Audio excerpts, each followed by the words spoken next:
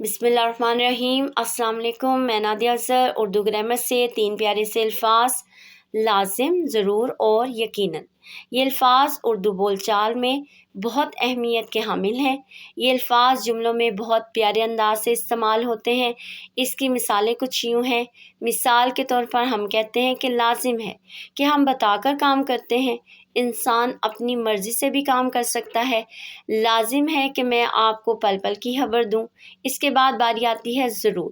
ضرور کوشش کرو تاکہ تمہاری محنت رنگ لائے اور تمہیں کامیابی حاصل ہو۔